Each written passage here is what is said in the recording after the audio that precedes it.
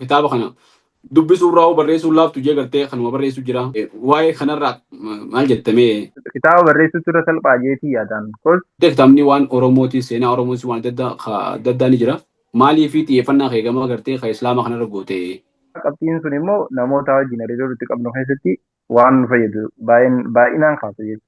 Kitaaba gartee akka gara hin qabne kitaaba gosa hin qabne kitaaba faayidaa hin qabne namoonni maallaqa markachuu jecha galiidhaa jecha namoota barreessuu jira. Janii namoota qeeqa kaasanii jira. Mee ati immoo faayidaa barreessite moo? Keessattuu kutaan lammaffaan qabxiilee gurguddoo inni haga qabxii dhibbatti kaasuu jira. Kitaaba kana keessa wanti jimaan jirti. Yeroo dheeraa dura bunni biyya Arabaatti jechuun haraan ture si galee. Caatii kayyaaniin sun gartee sun amma bakka biratti nuti illee ni agarraame caatii sana fokkisanii silaa jimaa hagama keenyaa haala gartee fakkeenyaaf jimaan baaleetii fi jimaan harargee garaagara jimaa namni sarvaayivingii fayyadamuu fi jimaa namni bataraanummaa fayyadamuutu jira. Kabajamtoota daawwattoota keenyaa akkam jirtan nagaa fayyaadha. Kun barkoo miidiyaadha. Barkoo miidiyaan miidiyaa keessanii miidiyaa keessan kana jajjabeessuun nama hundaa dura dhaabbatanii dirqama keessanii sagantaa har'a qabannees yaadne sagantaa doyaa mariitti sagantaa doyaa marii tanaan dhimmoota dinagdee dhimmoota hawaasummaa dhimmoota siyaasaa dhimmoota barruu dhimmoota aadaa dhimmoota amantii dhimmoota garaagaraa hundarratti yeroo yeroodhaan keessummaa haaree qabannees yaadna. Keessummaan keenya har'aan tana barreessaa kitaabaati nama dargaggoo yeroo gabaabduu keessatti kitaabas barreessee dhalootaan ga'e kitaaba takka irra lamaffaa barreessee nama kaka'umsa olaanaa qabu keessummaa ta'e tana kabajaan nuus madaatiin jenna. Keessummaa keenya baga afeeraa teenya kabajjee gama barkoo miidiyaatti sagantaa doyaa mariitti nagaa nu dhuftees hin jenna. Nagaa nu eeganii galatooma afeeraa keessummaa kabajaa gootanii miidiyaa kanaaf na dhiyeessuu keessaniif. Jamaal Sheekh Bakrii hedduun si beekan jedhi yaada kasin beeni isaasi baranii Jamaal Sheekh Bakrii eessatti kadhatee irraa kaafnee hanga ammaan tana eessatti akka fuudhee ijoollee meeqa qabu hunda waliin kalaallu ta'a. Kanaaf mee dura osoo gama kitaabatti hin deemne waa'ee eenyummaa teettira jalqabna. Dhaloonni keetii fi guddinni kee eessa dhalatte eessa guddatte? Akkuma ati jette Jamaal Sheekh Bakriitiin jaamaa. Waacuttiin dhaladhee sanbooda waacutti barnoota haga danda'amu baradhee sanbooda Haramaayyaatti dabree sanboodaan akkasumatti yuunivarsiitii illee Diillaatti baradhee. Ayyee hedduu galatoomi. Jamaal Sheekh Bakrii naannoo Oromiyaa godina Harargee Lixaa bulchiinsa aanaa Habiroo magaalaa Waacuu keessa dhalate. Bara meeqa dhalate Jamaal? Akka Awurooppaatti 1999. Sagantaan sagalaatti? Nuti barri deen kabajnu barri keenya sirrii ta'uu dhabee hin beekne bisigaa maaliif nu fattantu. Ustaaz Jamaal Sheekh Bakrii Ustaaz yeedin siyaama moo Jamaalumaan jaamoo akkamii? Ustaazummaan namoonni sin geenye Jamaal yoo jettee dhagaa ustaaz. Namoonni sin geenye illee hedduutu ustaazummaa fudhatee jira. Yooniin ustaazii siyaame akkasii. Hayyee hedduu galatoomi. Gama qabiyyee sagantaa teenyaatti ogaa dabarru sagantaan teenyaa har'aan tana kitaaba jireenya keetti gammadu irratti xiyyeeffatti. Mee dura hiikaa isaarraa kaafnu kitaaba kana jireenya keetti gammadu jechuun maal jechuudha? Jireenya keessatti gammadu jechuun fakkeenyaaf abbaa kitaabni nama biraatti abbaa Dr. Muhammad Al-Ariifi barreesse waan ta'eef kitaaba yeroo amma jiru sanatti baay'ee barbaachisaa fi jeetii yaada jireenya keessatti gammadu jechuun namni marti sadarkaa irra jirutti jireenya isaatti yeroo itti gammaduun haalaan barbaachisummaa guddaa qabdu amma jee waan hin yaaduu fi fakkeenyaaf namni sadarkaa jireenyaa bareedaa irra jirus jireenya isaatti gammadu akka itti danda'u namni sadarkaa jireenyaa agartee faayinaanshalii haa ta'u waanuma meentalii maarree waanuma barbaachisu faanuu sadarkaa bareedaa irra hin jirreen akkamitti jireenya isaatti akka gammadu barbaadu irraa waan dubbatu waan ta'eef jireenya keessatti gammadu jechuun dirqama wanni marti si guutamee osoo hin ta'in haalummaan ati keessa jirtu namoota biraa kaatii irra caaltu tokko waan jiruuf yeroo itti galata kan kee galchitee jireenya kan kee bareedaadha itti gammaddu. Waan ibsu tokko irraa dubbata. Hayyee jireenya keetti gammadu jechuun kun hiikaa bareedaadha. Wooma qabdu hanguma qabdutti gartee gammaduudha jettee nu hafte hedduu galatoomi. Waan qabanitti gammaduun tun mee akkamiin danda'amte kitaaba kanarraa fakkeenyaaf namni gammachuu dhabuu dhukkuba yoo taate sababa qabeenya dhabuutiif yookaan ammoo jireenya sadarkaa fi barbaadee ragaa dhabuudhaaf namni gammachuu dhabe akka gartee sadarkuma jiran kanarratti jireenya ifitti gammadaniif dawaan kitaabni kun heezabu maal faadha? Keessattuu amma yeroo nama irra jiru tun yeroo sooshaal miidiyaatii miti. Namni marti jireenya isaa laayivii isaa bareedduu yeroo itti sooshaal miidiyaa irratti si wajjin sheer godhu yeroo kanatti laayiviin isaan jiraatan takka ammoo jireenyi isaan jiraatan kun dhiibbaa biraa sirratti uumuu danda'a jechuudha. Kana immoo dhiibbaa biraa kan akka irraa qolattu jireenya kan kee kana fakkeenyaaf duniyaa keessatti maal laalaa jina bira bisallallahu alaihi wasallam ilaaman asfala minkum nama isinii gadii san laalaa ji. Akkana jechuun asii haga fedhallee dhukkuba hamaa keessoo jiraatte kaansariidhaan qabamee haala hamaa keessatti caalaa jiru jiraachuu danda'a. Kanuma kaansarii kana osoo jiru kan paralaayis guutuus ta'ee istirookiin qabamee jiraachuu danda'a. Wanni marti jechuun rileetiiviidha waan taateef nama sii gadii yeroo itti ilaaltuutu akka ati jireenya keessatti gammaddu si godhu. Garuu immoo diin keessatti nama sii olii ilaalladhu je. Kanaaf jireenya keenyatti gammaduudhaaf irra guddatti namoota nu gadi ilaaluun haala itti gartee jireenya keenya itti gammadu nu godhu keessa waan ta'eef. Sun immoo walumaa galatti naannawa kanarraa wanni dubbatu kitaaba kana keessatti baay'inaan argame jechuudha.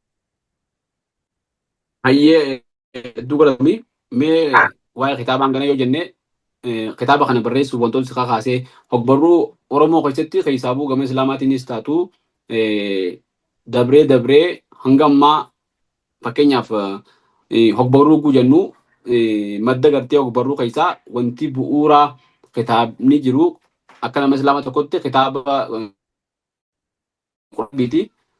Rabbi kun afaan Oromootti deebi'uudhaaf Dr. Sheekh Maamud Rashaad Rabbi ramtaa godhuu fi deebisee jira. Sanbooda immoo Gaalibaa Borfaa Sheekh Shaafii fa'aa wajjin ta'anii kan jiranii jira. Hanga ammaa hiikaan nuti agarree gartee kan tiraansileet ta'e lamaan kanaatu jira na fakkaatti qabatamaan kan hin arge. Fakkeenyaaf yoo gama amantiitiin keessaafuu Islaama taanee bakka tana jiraanne gama Oromootiinis haaluma kanaan kitaaba ammaan ta'a jalqabaman haddaatan malee kitaabni gartee waa'ee seenaa teenyaa, waa'ee aadaa teenyaa, eenyummaa teenyaa haala gartee ture hunda qabatamaan lafa kaa'ee sirriitti ibsu hedduu gaadhaa miti. Mee akkamiin ati gama kitaaba kana gartee qaawwa jiru hubatteeti moo akkamitti gama kana seenuu dandeesse maaltu si kakaase? Jalqaba irratti ani dubbisaan ture nama waa dubbisuu jaalatu. Barnootuma kana akaadamii osoo haayiskuul jirru dubbisa irratti hedduu dubbisa soorsii adda addaarraa waan gartee namni riikamandi na godhus haa ta'u waan adda addaa dubbisuun ture jechuudha. Sababaan ani dubbisuu jaalladhu sun akkanaan kitaaba barreessutti jijjiiru na harkise jechuudha. Na kakaase. Saniif kitaaba barreessuudhaaf bu'uurri jalqabne ani dubbisuudhaa jeetii yaada. Hayyee hedduu galatoomii waan ajaa'ibaa kaaftee dhiyeenya kana kitaaban baabaan hedduun ni jiranii waan qeeqa adda addaa ka'uu jira kitaaban kana gartee namni osoo hin dubbisne barreessan fa'aa kajuu jira namoonni gariin ammoo kitaaba kana dubbisuu irraa barreessuu laaftu jee gartee kanuma barreessuu jira anillee gartee guun laalu kitaaba kana gartee dubbisuu irraa barreessuu irra laaftu na fakkaatti mee waa'ee kanarraa maal jettamee kitaaba barreessuudhaaf ulaagaalee fi gartee wantoonni barbaachisan maal fa'aa dheettee jetta? Bakka kana qaceellotti wanni nan qaqqabeessii maalli beektaa? Keessattuu dubbisa irratti jechuun envaayiroomentii dubbisaa tokko haga ijaaruu geenyutti dubbisa baay'ee jaaladhaa. Sanirraa akka ka'e immoo waan si ajaa'ibu baruma gaddaatu wanti guddaa nuti goone tokko atilleen quba qabaattee hin beeku. Turiis tiim jennee tiimii takka qabna. Turiis tiim jechuun tiimii walitti geessee ijoollee yuunivarsiitii adda addaa irraa walitti baate yuunivarsiitii garaagaraa jirti hundi isaanii warra Mattuu jira, Amboo jira, akkasumatti ammallee warra Haramayaa jira, Diillaa jira, Hawaasaa jira. Yuunivarsiitii garaagaraa irraa walitti baanee namoota kana keessa dooktaraa jira, injiinaraa jira, ikoonomistii jira. Akkasumas namoonni dilli kun walitti deebineeti kitaaba waliin dubbisne jechuudha. Kitaaba waliin dubbisne kana immoo walumaan teenyee riiviyuu goone jechuudha. Akkasumatti waan kaan hubate kaan hubachiisaa waggaa guutuu kitaaba akkasii dubbisaa baane. San dura ekspiriyaansiin an dubbisa irraa qabu kun tiimii kan hunda akka hundeessu na godhee tiimii warra kitaaba kana dubbisu namoota akka kiyyeetti kitaaba dubbisuu jaalatan baay'ee walitti qabne hatta envaayiroomentii dubbisaa tokko hunda uumne jechuudha. Akkana jechuun envaayiroomentiin dubbisaadhaa kun hagamta akka namoota dubbisu kanaa walii barreessitoota hedduu uumuu danda'a jennee jechuudha. barreessitoota dubbisanii barreessan uumuu jechuudha. Barreessitoota barreessuuf uumaman osoo hin taane barreessitoota dubbisanii barreessan jechuudha. From experience duraan qaban caalaa kitaabota adda addaa dubbisuudhaan kitaabota dubbisan san irratti immoo muuxannoo fudhatanirraa hawaasa kana maaltu barbaachisa hawaasni kun yoo maal barreessaniif gaariidha jee nama hubatee barreessu jechuudha. Akkasitti dubbisaa turre ammallee wanni sun inshaallah akkasumatti itti fufti kana ture dubbisa keessan ture hedduu takka. Hayyee hedduu gaariidha. Waa'ee barreessuu wajjin dubbisuun akka dursu namni hundi beekullee baatu namni hedduun ni beeka dubbisuun akka dursu namoonni gariin gartee osoo hin dubbisne kitaaba katabutti yookaan Kitaaba kana beektaa deemuun walumaa galatti kitaabni kun kitaaba tokko osoo hin barreessine kitaabni barreeffamus jiraachuu danda'a. Amma fakkeenyaaf daldalaan tokko daldala isaa keessatti baay'ee osuma deemu jireenya kanarraa waan hubate tokko walitti qabee yoon fi barreessuu barbaade dirqama inni ekspiriyaansuma guddachuudhaaf kitaabota daldala irra barreeffame yoo xiqqoo dubbise malee jireenyuma isaa san barreessuu danda'a. Amma laayif taayim baayogiraafii adda addaa yoo barreessuu barbaade namni kitaaba ittiin miidheeffatuuf ogbarruun isaa akkamitti akka namni gartee simpilii hubachuu danda'uuf kitaaba biraa yoo dubbise malee jireenyuma isaa san barreessa waan ta'eef kitaaba biraa dubbisuu dhabuun isa miidhuu dhabuu danda'a. Istiil osoo dubbisee bareedaadha. Garuu kitaabonni kitaaba akka fakkeenyaaf kitaaba nama biraa hiikuu kitaabota gartee nama fayyadan jettee risaalaa adda addaa ergaa qabu nin barreessitee yoo yaaddu taate baay'ee dubbisuun baay'ee akka bareechituu fi wanni ati dubbistu sunillee wanni ati barreessitu sunillee hawaasa biratti fudhatamummaa akka qabaatu godha. Dhama aartii dhama ogbarruu kanaatillee ni tolcha jechuudha. Yookaan immoo waanuma gadhiifamaa tokko waanuma gartee namni irraan fayyadamne takka immoo galii mataa keetii qofa irraa argachuudhaaf waan barreessitu jechuudha. Seenaan illee nama gaafata. Hedduu galatoomi waan bareedduudha. Wantoota akka baayogiraafii kanallee barreessuudhaaf innaawaa kitaaba akkataatti barreessan kanallee yoon dubbisne barreessuun ni ulfaata. Fakkeenyaaf akka ta'etti barbaachisaadha. Namni gartee waa'ee keetii muuxannoo jireenya keetiillee barreessuudhaaf foormaatii gartee akkaataa kitaabni itti barreeffamu bifa kitaabni itti barreeffamu kana yoon dubbisne akkanatti barreessuun ulfaachuu mala. Maaliif wantoota gartee tartiiba yaa'aa fi gartee akkaataa wanni tokkotti deemu jira. Yoo san eeggatte malee hin ta'u hedduu galatoomi. Tiimii akkasitti uumtanii namoota waa dubbisu uumuun san hedduu gartee waan dargaggoo keenya hedduu kakaasu waan hedduu bareedduuti. Hedduun isin boona miidiyaa hawaasaa kanatti illee hedduu isin beekamu baattan illee gareen akka isin jiraachuun hedduu waan fuuldura abdii namaa kennu. Mee kitaaba kana barreessuudhaaf kitaabni kun akkuma jette waa'ee gartee akkaataa namni jireenya isaa nama wajjin jiraatu jireenya keetti gammade jechuun waan laaftu miti. Namoonni addunyaa amma jiran duratti osuma gartee galii qabanii maallaqa guddaa osoo qabanii namoota ifajjeessanii jira. Namoota gartee waan adda addaa keessanii jira. Yeroo kanatti ammoo jireenya ofiitti gammaduu dhabaniiti kana hunda wanni isaan godhanii fi jireenya ofiitti gammaduun waan laaftu miti jechuu barbaadeeti. Kanaaf kitaaba kana waan ati baratteen wal qabatamoo muuxannoo jireenya keetii fakkeenyaaf rakkoon si mudattee muuxannoo saniin kaatee waan akkanaa barbaadu eegalteeti immoo akkamitti kitaaba kanaaf ati waliin dhufuu dandeessanii kitaaba kana barreessuu dandeessi. Kitaaba kana barreessuu dura kitaaba biraattillee barreesseetti jira. Namni immoo kitaaba akka nan barreesse beeku saayibni jechuudha. Kitaaba kana akkam barreessu rikamand na godhe. Kitaabichi waan bareedaadha. Ergaa bareedaa as keessaa qaba. Jireenya isaati irratti illee dhiibbaa bareedaa uumee jira waan ta'eef kitaaba kana osoo hawaasaaf hiikte nama baay'eetu irraa fayyadamuu danda'a. Sanbooda eegeenni rikamand na godhe anu kitaabicha dubbisee waan hin jirreef eegeessi irraa fuudhee baay'ee dubbisee seensa kitaabicha irratti barreessee ture. Bal'inaan namni achirraa ilaallachuu danda'a. So rikamandeeshina inni achirraa naa kenneetu akkanan kitaaba kana hedduu faayidaa guddaa qabaachuu anis waan irraa hubadheef kitaabichi akka gartee hawaasa kana osoo dhaqqabee ni fayyada. Namoonni baay'een akka irraa fayyadametti amala narratti gartee jijjiirama amala kiyyaadhaa gara duraanirraa gara biratti gara gaariitti fooyyessuudhaaf ayyaale kana namoonni illee yoo yaalan faayidaa guddaa irraa qaba jeetii yaadee jechuudha. Ayyee hedduu galatoomi. Barnoota keetii wanni qabataa naaman ka jette gara barnoota nama baradhee irraa eebbifamee kana seenuun dura kitaaba barreessuu waan hin tureef barreeffamni kitaabni nama fayyadu jiru tokko yoo hawaasa kana bira ga'e by the way islaamic warra amantaa irratti barreessu kana keessattuu gaalii faa booda yoo ilaallu taate jalqaban ture gara akka Awuroopaatti kun 15tti fakkaate kan hin eegale yeroo dheeraa jechuudha. Toora ammaan sana waggaa meeqa 10 akkas geenye jechuudha. 9 toora san jirra. Saniifuu yeroo sanitti eegaluun immoo sababan dubbisuuf dubbisaa wajjin hariiroon an qabuutu akkanan kana jalqabu na godhe sun akkas fakkaata sun.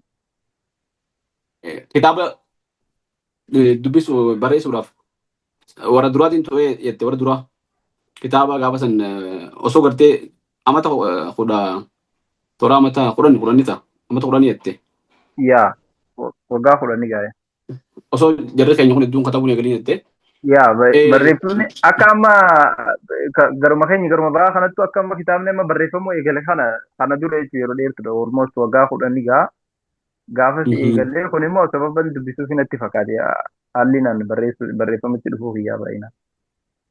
Ayyee hedduu galatoomii mee kitaaba kana gartee kitaabni waan Oromooti seenaa Oromootis waan adda addaa ni jira. Maalii fi xiyyeeffannaa kee gama gartee ka Islaamaa kanarra goote akkana jechuun kun ka Oromooti miti jechuu osoo hin ta'in kitaaba biraa kanneen gartee namoota amantii biraa qabanii barreeffame ka gartee self development yookaan immoo waan akka amalaa maalmaa kanatti barreeffame ni jira. Kun ammoo nama Islaamaatiin ka barreeffame nama Islaamaatiin Oromootti siitu deebise maaliif kana filatte ijjeesi gaafadhe. Fakkeenyaaf amantii malee saayikoloojii ta'uu danda'a, filosoofii ta'uu danda'a.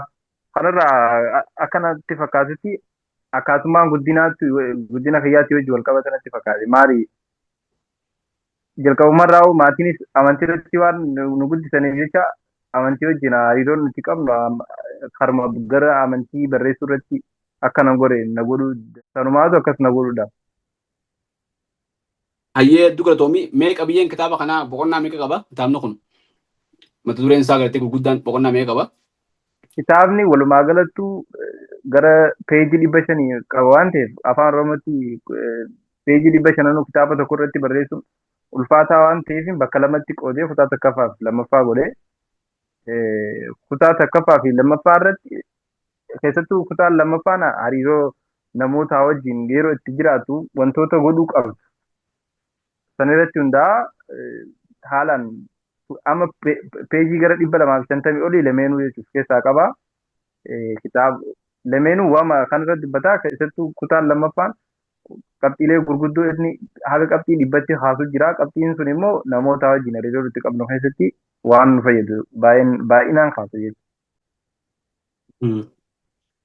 Ayyee kitaaba kana hiikuudhaaf wanni si jabaateen jirtu dhuunfaan wanni gufuu sitti eegartee hiikuu qofaaf osoo hin ta'in kitaabni afaan Arabaatiin barreeffamee qorannoo waggaa hedduuti kitaabni kuni kitaaba san afaan Oromoo deebisuun sitti dhuunfaan jechoota fayyadamuudhaa fi akkaataa fayyataa fi hima itti tartiibeessan afaan Arabaa ittiin dhalanneeti sitti dhuunfaanne. Keessattuu afaan biraadhaa afaan keetitti afaan isii dubbattutti kitaaba nama biraadhaa hiikuun baay'ee ulfaata.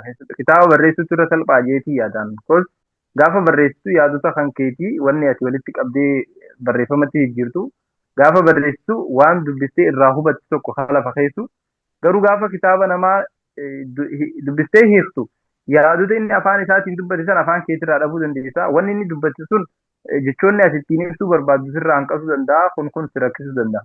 Ani immoo akka naa salphatuuf wanni na gargaaree jee yaadu afaan hedduun hin dubbise kitaabichi.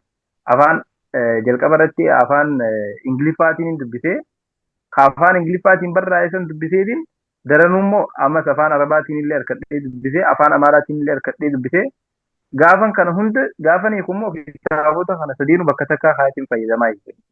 Bakka afaan Ingiliffaa irratti jechoonni isa ibsu kun narraa dhabame afaan Amaararraa ni harkadha.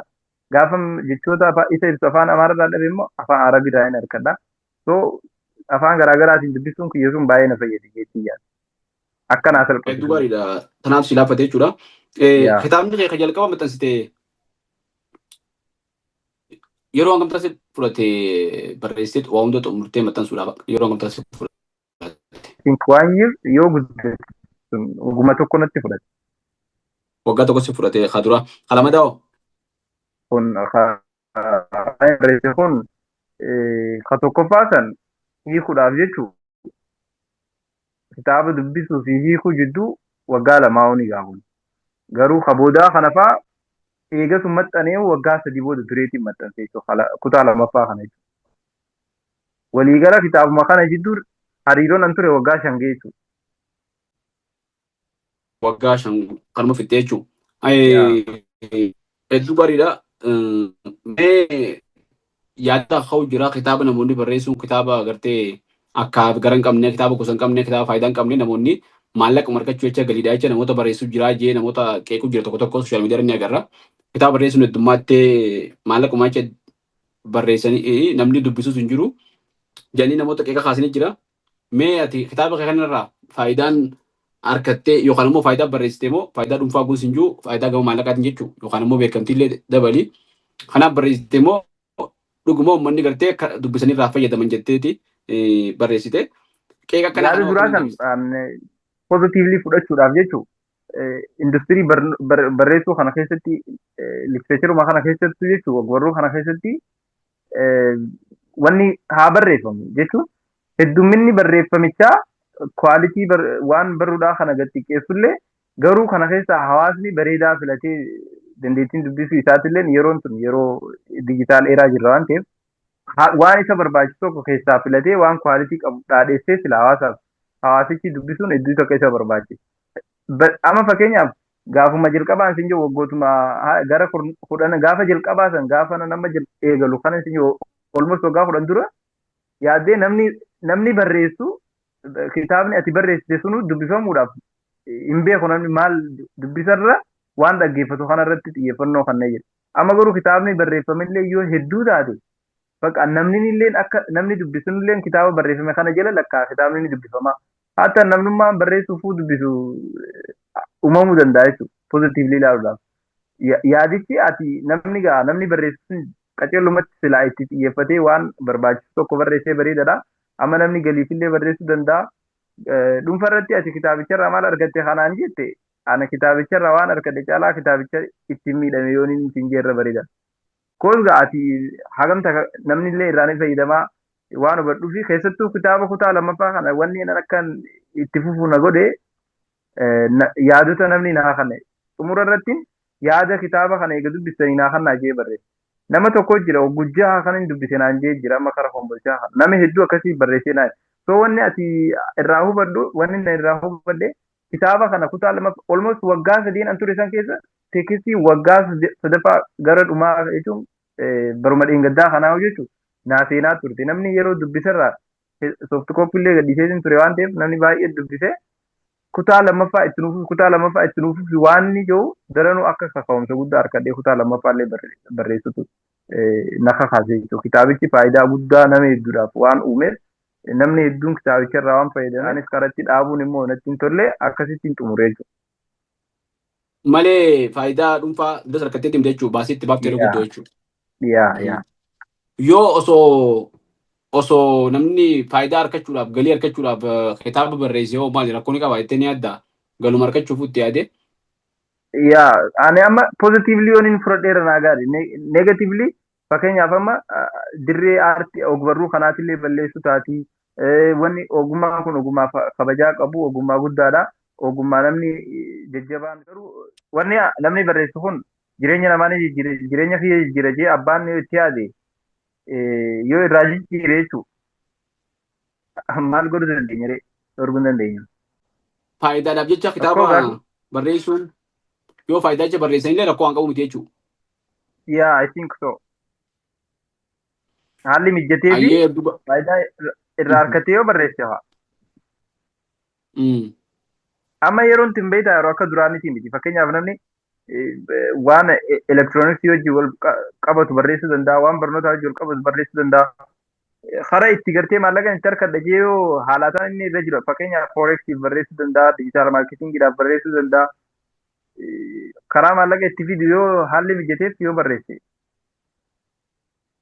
Gara naan deemi karrasiinis akkuma teetti gama gartee diinagdeetiin si utubuutiin baasii biraatu itti baafte malee waan gartee galii harkatte hin qabu. Eega galii wanni kun galiin isaa gartee waan nama gammachiisne taate namoota hedduu dubbiseettee ammas lamatti itti deebite wanni kun akkamii wanni baafti. Wanni barnoota wanni paashina beektaa naaf paashina jeetiin fudhadha. Wanni kana yoo waan kana yoo barreesse waan qalbiin kan keessatti si jiru waan qalbiin kan keessatti tolu plus hawaasa kanaafillee waan malee fakkeenyaaf namni gaa irraa barreeffamuun barreesse kanaaf maarketingiif oolchuu qaceellotti beekuu jira. Eegan barreessee booda barreeffamni kiyya kun immoo maarketarra dhaqee akseptaansii fakkeenyaaf piroomoshina guddaa dalaydee waan adda addaa dalaydee akka inni gartee maallaqallee guddaa baasu namni irratti hojjetu beeku hedduun jiraachuu danda'a. Garuu anammaa hagammatti carraa akkasii milkoonee garuu itti yaadutti hin jira. Yoonifin akkan itti irraa harkadhu takka ammoo maallaqa itti irraa jijjiiru jee ani godhuu hin danda'a jechuudha. Yoo gartee nama maallaqa magaalaarra oolchuu harkatte illee. Sun namootatu jira. Namoota tokko tokko maarketaaf oolchuu akkaataa maarketaaf oolchuu qo'atanii san boodaan haalaan magaalaarra illee qaceellotti oofuuf faayidaa gama faayinaanshalii bareedaallee irraa harkatan ni jiran jechuudha. Haalaataa akkasii sana nama dura hedduu ittiin fayyadamne ni amma inshaallah gaa fuuldura nama yaalu jiru. Ayyee hedduu gaariidha. Mee akkuma waliigalatti barreessaan tokko hoggaa barreessu waan isa dhiyoo irraa eegalaa waan fagoo irraan eegalu kitaaba kana keessa wanti jimaan jirti. Osoo waan jimaan barreessi yoo waan biraa barreessite dubbii biraa jechuuf hin ja'a. Fakkeenyaaf kitaaba keessa mata dureen ani itti barreesse illee mata duree kitaaba mataa kiyyaadhaa fudhadhee itti barreessu sun ta'in kitaaba biraatiin hiike waan ta'eef abbaan sanii waan saniin dubbanne anaaf etii dubbatee jette immoo baay'ee dubbannaa mata duree kaafadhu. Hedduu gaariidha.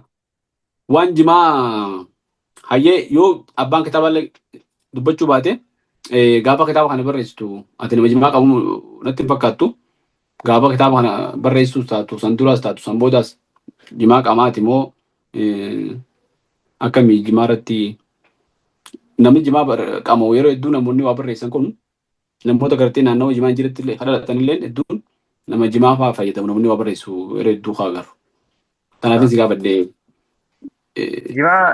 Waan jimaa qamoo kana jalqabumaa nuti jimaa qamoo fi qamoo dhabuu wajjin osoo hin ta'in nutummaanuu dhaloonnummaanuu warri bahaa kun laayiviin keenya sarvaayiviin keenya wanni marti jimaa wajjin ol qabachii galee waan maal jeetin siim an maatii jimaa qamoo osoo hin ta'in maatii jimaadhaan jiraaturraa dhaladhee san boodaan laayivummaan keetuu fakkeenyaaf maallaqni si ergamu maallaqni akka ati barattu si godhu day to day jireenya kee keessatti wanni ati bitattu sababa akkasii ta'u wanni marti kee jimaa wajjin ol qabata. Fakkeenyaaf guyyaa iidaa gaafa ijoollee taate maallaqni jimaan gurgurameeti iidaaf uffanni si bitama. Yuunivarsiitii gaafa jiraattu maallaqni jimaa gurgurameeti jireenya kan kee. Jimaan si galee jimaan gara bahaa sunii fi jimaan bakka biraadhaa tokkoo miti. Amma jimaan bahardaarii fi jimaan harargeedhaa tokkoo miti galee waan garaagaraati. Fakkeenyaaf jimaan baaleetii fi jimaan harargee garaagara. Jimaa namni sarvaayiviingii fayyadamuu fi jimaa namni veteraanummaaf fayyadamuutu jira. Sila akkasii sadda qoodani. Caatii kayyaaniin sun gartee sun amma bakka biratti nuti illee ni agarraame caatii sana fokkisanii sila jimaa hagama keenyaa haala gartee. Parsanaalii osoo hin dhaqin akka hawaasatti wanni marti keenya kadhe jalqabumaa akka nuti dheengeemnummaadha jimaadha jechuudha akkuma hawaasattu. Fakkeenyaaf yeroo amma dhiyeenya kana rakkoon jimaadhaa waa'uma jimaarratti taaksii fi midhaan kun yeroo ol ka'u takka immoo haalaataan jimaadhaa qotee bulaadhaaf yeroo haalli hin mijatin qotee bulaan harargeedhaa meeqaatu barataa yuunivarsiitii barsiifatuu dadhabe. Barataa yuunivarsiitiidhaa nuti waggoota afran kana yuunivarsiitii kana ture. Barataa yuunivarsiitii meeqaatu sarvaayiviingiidhaaf nyaata mataa haalaataa yuunivarsiitii keessa itti jiraatu itti ulfaate. Jireenyi yuunivarsiitii keessatti saamunaa bitatee itti miiccatu itti ulfaatee baay'een rakkataa ture. Barataa meeqaatu eebbarratti suufa itti bitatu waan itti bitatu dhabee sababa jimaan jiraaf wanni ta'e jechuudha. Waan akkas akkasii kana fiilii yeroo gootu namooti maddii jiru hoggaa agartu jechuudha. Kanaafuu jimaa harargee sun sarvaayiviingidha waan jireenyaa fi du'aatti. Waan dhuunfaadhaan gartee namni qamoo fi qamoo dhabuu isaatii irratti xiyyeeffatumti jechuudha. Egaa amma fakkeenyaaf masjiidaan ijaaramaa namaan gargaaramaa midhaan kana bira kutteetu it's about living or jiraachuudha moo jiraachuu dhabuudha si galee waan akkasiiti. Amma rakkoodha beelaa fi midhaan baay'een harargee keessatti taatu jimaa wajjin ol qabatte jechuudha. Fakkeenyaaf haga yuunivarsiitii turetti irra guddaa wallaahi wabillahi barataa yuunivarsiitii baay'ee rakkate maatiin barataa waan erguuf yeroo baay'ee rakkate jechuudha. Nama meeqa amma suufoo hodhuufa suufoo maallaqa dhibba ishi feesbuuka kanarratti jimaan akkana ta'ee jiraajee namni chaalenjii qarshii dhibba chaalenjii walitti qabamaniif meeqa suufaan bitamiif takkaa jireenya akka inni wanni godhuuf guurameef asirratti hin beektu hedduu jira jechuudha. Jimaan garasiitii fi jimaan bakka biraa awwaallan. Jireenyuma jechuudha jireenyuma amma dura Harargee fi jimaan kun dhuguu wal ilaalle xummii fi bishaanii jeetiin kaasee waan kun ammoo fakkeenyaaf dhaamsa bareedaa kaaftee wanni amma fakkeenyaaf akka nama barreessaa tokkotti ati uummata san keessaa baatee uummata san gartee waa'ee isaanii san osoo hin dubbanne waa'een isaanii osoo hin ilaallanne waan biraa barreessee dhiiftee akkuma nama dilii dalageettu si ilaaluu akka malaa beektee amma jeetiyyan. Kanaaf waa'ee jimaa fuulduraas taatu waa'ee jimaa irratti kitaabaanis taatee gama biraatiinis waan uummata keenyaa kana addunyattis taatu beeksisuun dirqama waan amma kaafne fakkeenyaaf amma kaafne hunda uummata beeksisuun dirqama jeetii yaada. Jimaan ifiifuu humna beeksisuu ni qaba silaa haalaataa mijeessuu irratti osoo gufuu itti ta'uu baatanii jimaan har'aan kana yeroo dheeraa dura bunni biyya arabaatti jechuun haraam ture si galee. Akkaataan fayyadama isaadhaa osuma fooyya'aa dhufu haraaminaan irraa kaatee muftiileen achi jirtu hundi halaalummaa lafa kaa'ee jechuudha.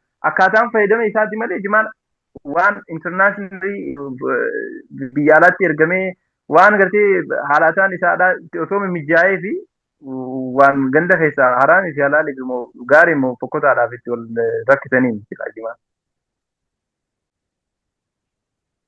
Dinagdee biyyaati jechuudha. Lafee dugdaa biyyumaafuu lafeedha jechuudha. Galiin isaa iddoo guddoodha. Gama hundaanuu dhuga baanta. Waan kana hangana wanni kaafneef gosa barnootaa ati barattes waan kanaa wajjin waa'ee dinagdee na fakkaata yuunivarsiitii raawwatee. Egaa waa'ee dinagdeetiin eebbifamteef ija nama ogeessa galtee dinagdee tokko nu ilaaltu.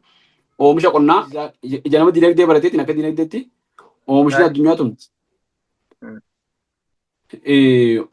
oomishaaleen addunyaa kun hundinuu addunyaan tun oomishuma qonnaa irraa kaateeti gama dinagdee biraatti gartee teekinooloojii fi wantoota sossoo'u jirti.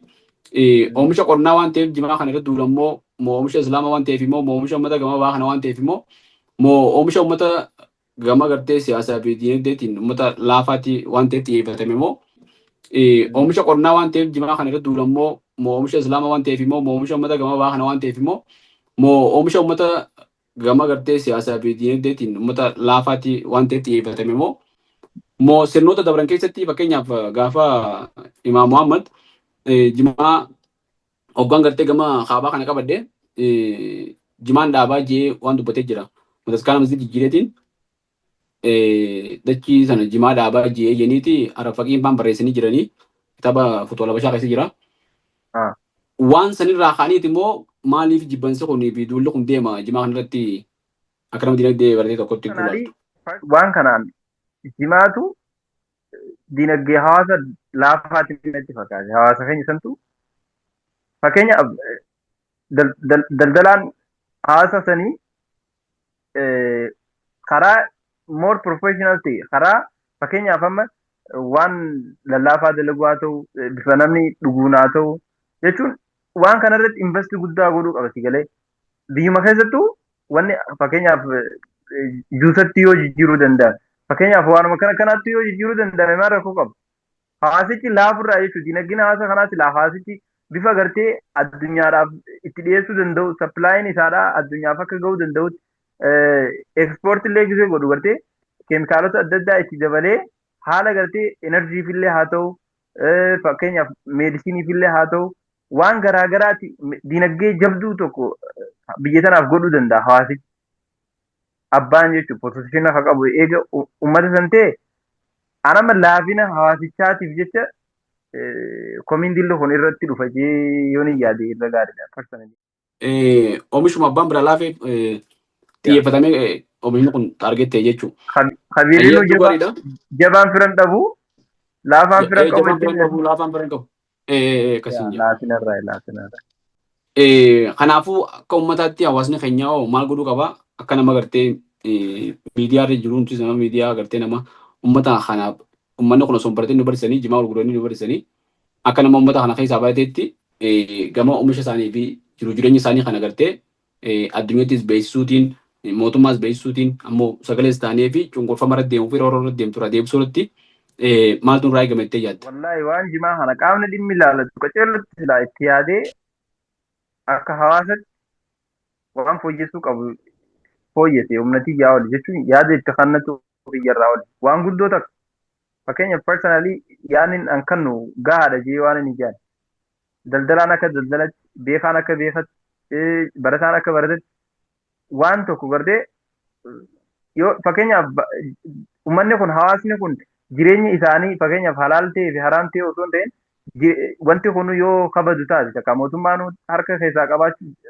qabaa jaan barre sheekottiin nu gisee falsuwaa gootuun garre balleessuudhatti mootummaan itti ka'ee jiraa jaan yoo badii hawaasni kun sarvaayiv ta'a hawaasa kana beelaaf saaxilamaaf naam kana waan jiru jechuun namu poozishina jirurratti waan itti yaadame hojii manaa ta'ee qabaataan akka qabaatti namni marti akka bakka poozishina isaa irratti yaada itti kannee hojii fooyyessuu irratti waan fi jabeessuu irratti waan itti yaadanii jechuudha.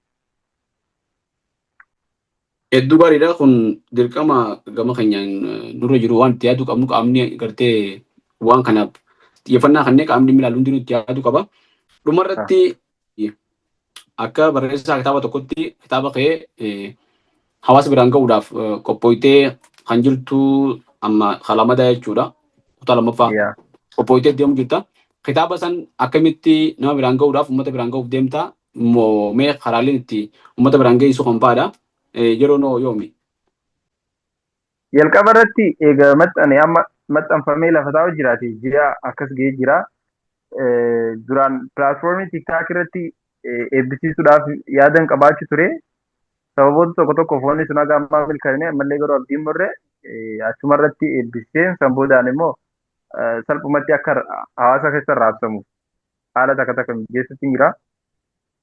Rabbi haa tolchu inshaallah. Jabaadhu hedduu wanni hawaasa gartee waan akkanaatiin ogbaruudhaaf kanaan hin beekamin keessatti waan kanaa godhu hedduu ulfaatti gama keenyaan isa wajjin jirra. Deeggarsa hundaa'uu gartee gama kabareejii miidiyaa kan hundaan ni goona. Dhumarratti dhaamsi qabaattu yoo dhaamsi gartee uummata dhaamtoo jiraate dhaammadduuti. Waan itti rafne tokko jira dammaqina nu barbaachisa. Dammaquma walumaa galatti wanni hojii manaa dilaa jira. Keessattuu wal jajjabeessuu irratti keessattuu waan ogbarruu kana wal kinnisuu irratti akkasumatti ogbarruu ta'uu wajjin ammas islaamikilii ta'uu wajjin wanni kun gara bahaa sanirraa ta'uu wajjin hagam takka namni gatee wal jajjabeessaa dubbisuu irratti ka'aa waan barreeffame kana immoo barreeffamuun akkanumatti gaa barreessee lafa kaa'uun namuma barreessaniifuu gartee hamilee akka ta'uuf barreeffama kana dubbistee keessattuu eega dubbistee kitaabichi fi hojiitti si ajajeeti galee keessattuu namni amma yeroo ammaa tana hedduu wanni dagamuu hin qabne dubbisuudha. Yeroo baay'ee wantoota garaagaraa irratti dubbisuu dandeenya. Namoota jajjabaa addunyaa sana irra jiran tokkoon isaa kan guyyaa isaa dubbisaan osoo hin dabarsine oolu hin jiru jechuudha. Maaliif dubbisuu jechuun saahiba jabaa qabaachuudha. Wanni ati dubbistu sun hiriyaa fi teessi gorsa. Akkana ta'e qajeelfama si kanaa keessattuu kitaabni akka kitaaba jireenya keessatti gammadii kun kitaaba qajeelfamootaati. Kitaaba oggota akka dubbistee lafa keessuu miti jechuudha. Irra deebitee waan inni ijoo sun hojiitti jijjiiruu barbaadde, piraaktis godhuu barbaadde. So namni keenya qaceellotti yoo dubbise waan haalaataa jireenya isaa fanni taa'amula ma'annaas namaa wajjin godhu kana keessatti hedduu takka irraa fayyadama jeetii yaada. Dubbisuma irratti wal kakaasuun gaariidha. Namoota dubbisu jajjabeessu. Namni dubbisuun dhaqqabnallee nama dubbisuuf bitee kannuun hadiyyaa maal jee ergamaa rabbi sallallahu alaihi wasallam tahaadu tahaabuu jee walii kennaa waliif kannaadhaa wal jaalattanii jeesoo kennaallee waliif kan namoota gartee yoo afaan keetiin daawaa godhuu dadhabde afaan nama biraatiin daawaa godhii akka waan jaamuti. So akkasitti irra wal jajjabeessuun maal jee ammas la yahdiyaka Allahu bika rajulan waahidan khayrun laka min humri ni'am. Gaaloti jijjiimtu sanirra kitaaba amantiidhaa saayikolojiillee nama kakaasuu danda'u kitaaba gartee nama ijaaruu danda'u amaloota bareedaa akka ati konistiraaktii godhu habitii bareedaa akka ati ijaarrattu kan nama godhuu danda'u waan ta'eef jireenya nama tokkoo jijjiiruu danda'a jechuudha. So kennaallee walii kanuudhaan akkasitti wal jajjabeessuun barbaachisaadha jechuudha. Ayyee ustaaza turtii nu wajjin taasifteef hedduu galatoomii hedduu turtii bareedduu hojii taasifnee waan akkanaa kana fuulduratti illee gartee yeroo dhimmoota gartee irratti waliin haasuun barbaachisaa nu dhufetti si affeerree akkanumatti waliin turu ta'a. Maqaa hordoftootaa fi maatii Barkoo Miidiyaatiin hedduun si galateeffadha. Galatooma. Hedduun galatoomii egaa nu turi.